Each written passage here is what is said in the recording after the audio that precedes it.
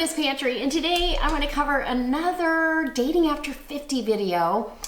I'm knocking these out because the questions are coming in so fast and the subject matter. So today, and I've got a playlist for all these, so I'm just thank you guys. If there's anything you want to talk about, let's do that in the comment section and I'll try to cover it in a video. These videos are short and sweet and to the point. Today's video is on what to talk about and what to do on a first date, not a meetup. Well, even on a meetup, first date, we'll just call it that. First date, first meet, what to do. You've already decided that you like this person enough to meet them. You are comfortable, you feel safe. All those check marks have to be checked off before I ever suggest that you meet. If you do not feel comfortable, don't do it. Do not go meet somebody if you're not comfortable with who they present themselves to be, whether it's a man or a woman. And then, so anyways, when you do meet, I say touch early and touch often. And hold the fort, everybody. What that means is physically, humans like physical contact. I'm not talking about sexual contact. I'm talking about when you've talked on the phone several times, you've video chatted, you like each other enough to meet. It's okay when you see them to give them a hug. Go up and give them a warm hug like you would a friend, and that way that opens up that conversation. When you are talking, it's okay to reach over and touch their hand, or if they're sitting beside you. And I suggest sitting beside each other only because then you can turn your focus away without it seeming that you're not paying attention. When you're sitting across from each other, if you look across the room because somebody's moving, then it makes them feel like you're not paying attention to what they're talking about. It makes them feel like you're distracted, and that doesn't happen when you sit side by side or even side to corner at a table. So I try to make sure I position myself correctly.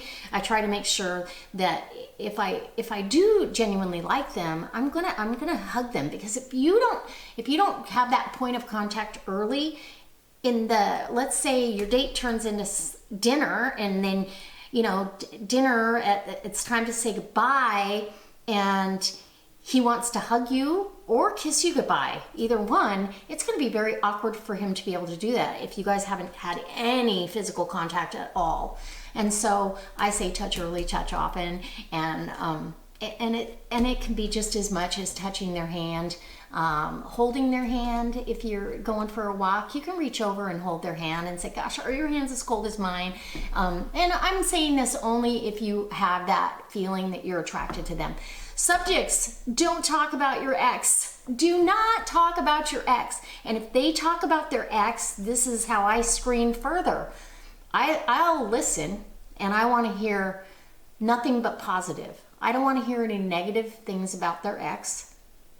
If they talk negatively about their ex-wife, ex-girlfriend, they're not ready to move on. They haven't gotten over that pain that's still fresh in their mind, and it's going to be very hard for you to engage further with them because they're going to be picking up on anything that might still be there in the raw. So I would never talk about my ex other than, we had a great marriage.